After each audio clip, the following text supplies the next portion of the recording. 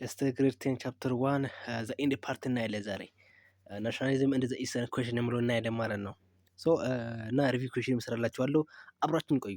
at the end of this lesson the student will be able to what a identify the cause of Balkans nationalism ሁለተኛ ላይ evaluate the interest of great power concerning the eastern question እንግዲህ ምንድነው most of the time እንግዲህ ሂስትሪ ላይ መያዝ አለባችሁ ለኤግዛማችሁ ምንድነው ኮዝ እንደ ኮንሲኩዌንስ ነው ማለት ነው። እና ምንድነው ባልካን ናሽናሊዝም ምንድን ነበር እንዲነሳ ያደረገው ምን ኮዝ ምክንያቱ ምን ነበር ዋዝ ዘ ሪዝን ይላል። ሁለተኛ ላይ ደግሞ ምንድነው ግሬት ፓወር ተብሎ የሚጠሩት አገሮች አሉ። ለምሳሌ እና ግሬት ብሪቴን እና ፈረንሳይ እና ራሽያ እና ጣሊያን እና ጀርመኒ ተብሎ የሚጠሩት እንግዲህ ባልካን ስት ላይ ወይም ደግሞ ናሽናል ኢንትረስት ላይ ምን አይነት ፍላጎት ኢንትረስት ነበራቸው ይላል ማለት ነው። ሶ እነዚህን ሁሉ እናያለን አብራችሁን ይሁኑ። the eastern question was a diplomatical problem which is raised in the early 20th century and end of 19th century ነበረ ማለት ነው።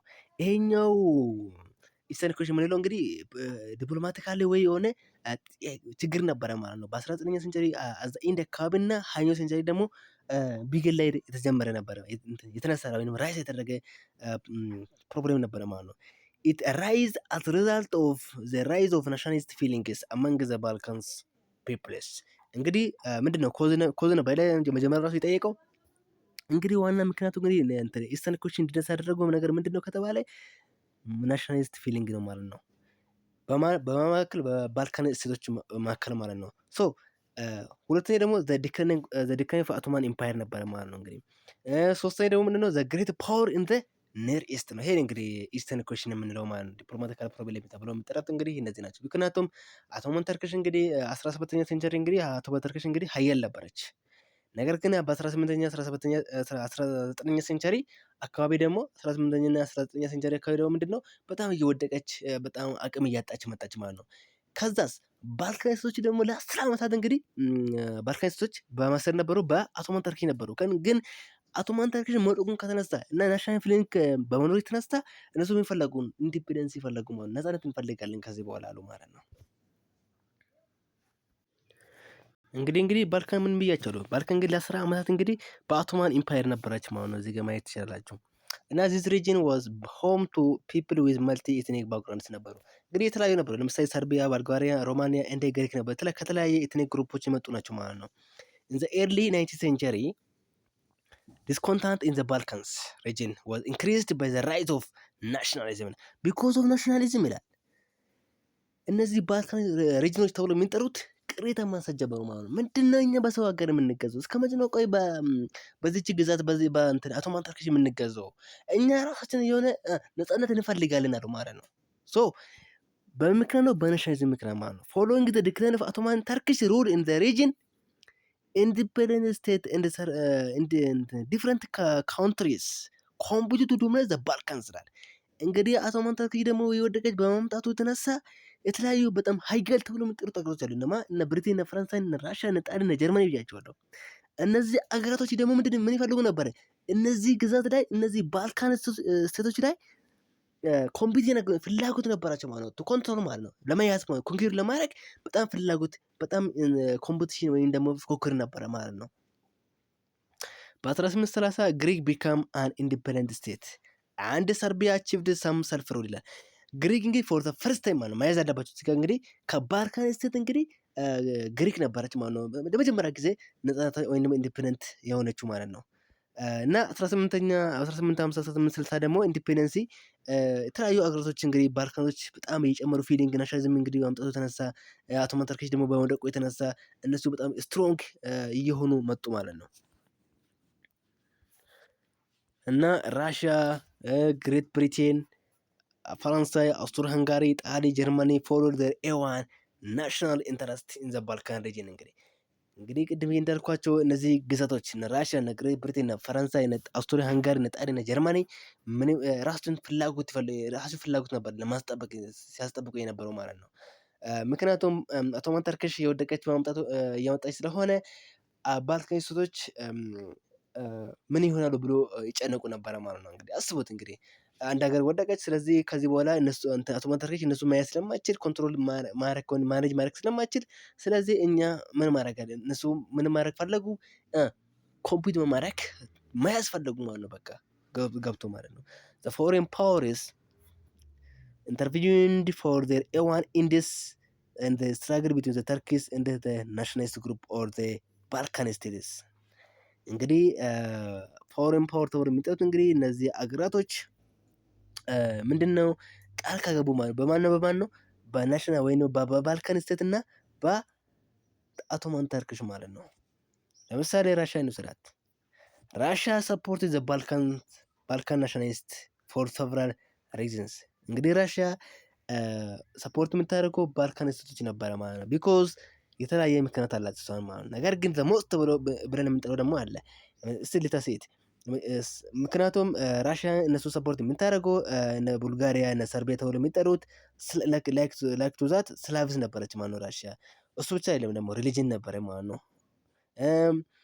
ነገር ግን ዘሞስት ዋን ደግሞ ምንድን ነው የምንለው ግን ራሽያ ትልቋ እንግዲህ ፍላጎት የነበራት ባልካንሲ እና ምትረሲን ኮንትሮል ማድረግ ትፈለግ ነበር። ይህንን አክሰስ ልታገኝ ትፈለግ ነበረ ማለት ነው። ቢኮዝ ኦፍ ዚስ ሺ ሰፖርት ዋት ባልካኒስቶችን ሰፖርት አድርግ ነበረ ማለት ነው። ማንን ተቃውማ ኦቶማን ተርክሽን እንድትወርቅ ወይም ደግሞ እነሱን ሰፖርት አድርጋ ኢንዲፔንደንስ እንዲያገኙ ስታደርግ ነበረ ማለት ነው። ባክ ታርክ ነበረ ማለት ነው። ሁለተኛ ደግሞ ግሬት ብሪቴን ነበረች። ግሬት ብሪቴን ደግሞ እንደምታውቁት 19ኛው ሴንቸሪ ላይ ምንድነው ኢንዲያ የራሷ ግዛት ነበረች። ስለዚህ ኢንተረስቶስ እንዲነካ አትፈልግም።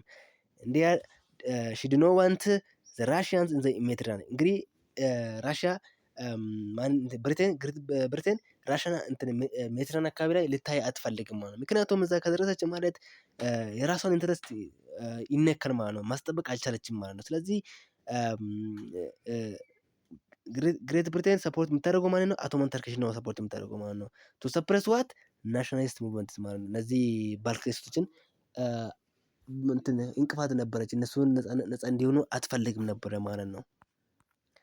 አውስትሪያ ደግሞ ምን ነበረች? አውስትሪያ ሰፖርት ኦቶማንስ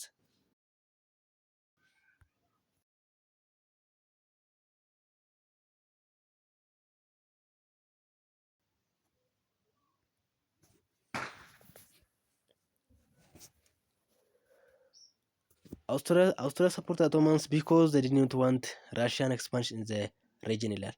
አውስትሪያ ደግሞ ሰፖርት የምታደርገው ማንን ነበረ? ኦቶማኖች ነው። ምክንያቱም ራሽያ ኤክስፓንድ እየሆነች በመጣች ቁጥር እኔንም አትተወኝም ብላ ስለምታስብ ማለት ነው። ሶ አውስትሪያ ሰፖርት የምታደርገው ማንን ነው? ኦቶማን ተርኪሽ ነው። ይህን ማወቅ አለባቸው። ብሪቴን ማንን ነው የምትደግፈው ካላችሁኝ ኦቶማን ተርኪሽ ነው። ራሽያ ማንን ነው ካላችሁኝ ደግሞ ባልካኒስቶችን ነው። አውስትሪያ ማንን ነች? ኦቶማን ተርኪሽ ነው ማለት ነው። ይህንን ማወቅ አለባቸው ማለት ነው። ሪቮልቱ ተነሳ ማለት ነው። ብሮክ አውት ኢን ሰቨራል ፓርትስ ኦፍ ባልካን ሪጅን ኢን 1875 ማለት ነው። በ1875 እንግዲህ ባልካን ሴቶች እንግዲህ የተለያየ አመፅ ማንሳት ጀመሩ። ለምሳሌ ሮማንያ፣ ሞንቴኔግሮ፣ ሰርቢያ ነፃነታቸውን ያገኙ በ1878 ነበረ። እንግዲህ በ1878 ጀምሮ እስከ 1913 ደግሞ ኦቶማን ኢምፓየር በጣም ግዛቷ በጣም ሪዲዩስድ እየሆነ መጣ። ምክንያቱም እነዚህ ግዛቶች በጣም ሀያል ወይም ደግሞ ግሬት ብሪቴን፣ አውስትራሊያ፣ ፈረንሳይ፣ ጣሊ የእሷን ግዛት ሼር እያደረጉ ወይም ደግሞ መያዝ እያዙ ስለመጡ ማለት ነው። በዚህ ምክንያት እንግዲህ ቴንሽን እና ሆስቲሊቲ በጣም ተነሳ። ወደ ፈርስት ወርልድ ዋርም እንዲነሳ ምክንያት ነበረ ማለት ነው። ከዚሁ ነው የምነሳው እንግዲህ የመጀመሪያው ዓለም አቀፍ ጦርነት ማለት ነው። እንግዲህ በጣም አሳጥሮ ነው ያስቀመጠው። እንግዲህ እዚህ ጋር በቻልኩ መጠን ለማብራራት ሞክሬያለሁ። 12ኛ ክፍል ግን ግልጽ በሆነ ቁጭ ብሏል እና እሱን ከፈለጋችሁ እየሰራው ስለሆነ ቼክ ማድረግ ትችላላችሁ ማለት ነው። እና የተወሰኑ ጥያቄዎች አሉ፣ እነዚህን እናያለን። ዘ ካፒታሊስት ኢንተርፕራይዝ ዌር ሜንሊ ራን ባይ ኮማንድ ኢኮኖሚ ሲስተም ይላል። ይሄ እንግዲህ ትሩ ፎርት ነው። ከኔ ቀድማችሁ መልሱ። 3 ሰከንድ ልስጣችሁ። እንግዲህ ይሄ ፎርት ነው። ምንም እንትን የለውም፣ ጥያቄ የለውም። ምክንያቱም ካፒታሊስት ማለት ፍሪ ማርኬት ኢኮኖሚ ሲስተምን የሚከተል ፖሊሲ ነው። ጎቨርንመንት ኢንተርቬንሽን አያስፈልግም። ዲማንድ እና ሰፕላይ ነው ማርኬቱን ማኔጅ ወይም ሬጉሌት ማድረግ የሚችለው። ስለዚህ ጎቨርንመንት ኢንተርቬንሽንስ አያስፈልግም ብሎ እንትን የሚሉ ናቸው ማለት ነው። ሁለተኛ ጥያቄ ደግሞ the drive of for German unification was primarily achieved by the junker or nobility ይላል።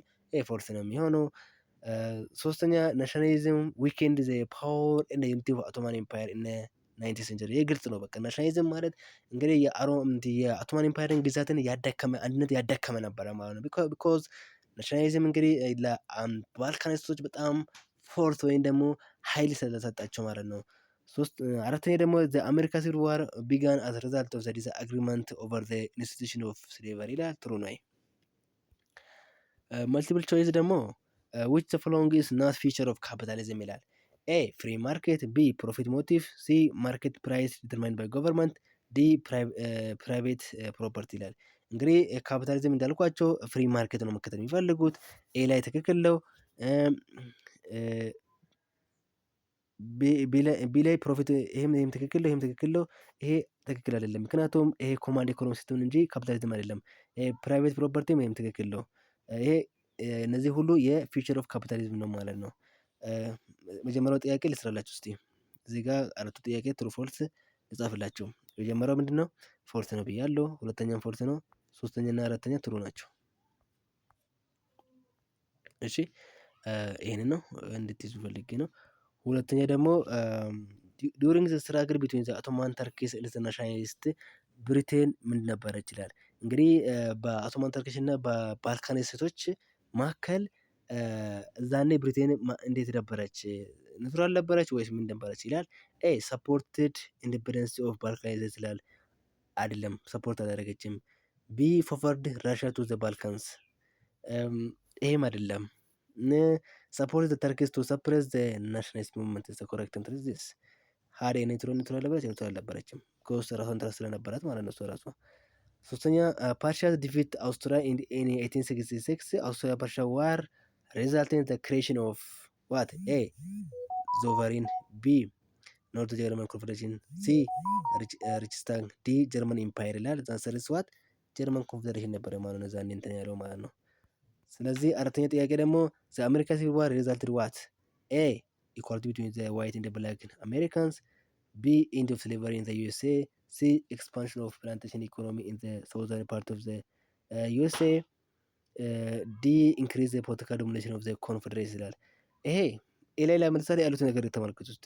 ዋይት እና ብላክ አሜሪካዎች እኩል ነበሩ ይላል። ይሄ የማይሆን ነገር ነው። ምክንያቱም እስከዛሬ ድረስ ራሱ ዚያር ናት ኢኳል፣ የማይሆን ነገር ነው ማለት ነው። ይሄ ትክክል አይደለም። ቢ ደግሞ ኢንድ ኦፍ ስሌቨሪ ኢን ዘ ዩኤስኤ፣ ይሄ 13ኛ አሜንድመንት ደግሞ እንደውም አንተን ያመጡ ነበረ ማለት ነው። ይሄ ትክክል ነው። ተኩረት ተነስባት ቢ ነው ማለት ነው። እንግዲህ የዛሬ ጥያቄችን ይሄንን ይመስላል። ቻፕተር 2 እንቀጥላለን። ሀሳብ ካላችሁ ተሰቁኝ እንትን ኮሜንት ላይ ጻፉልኝ። ቴንክ ዩ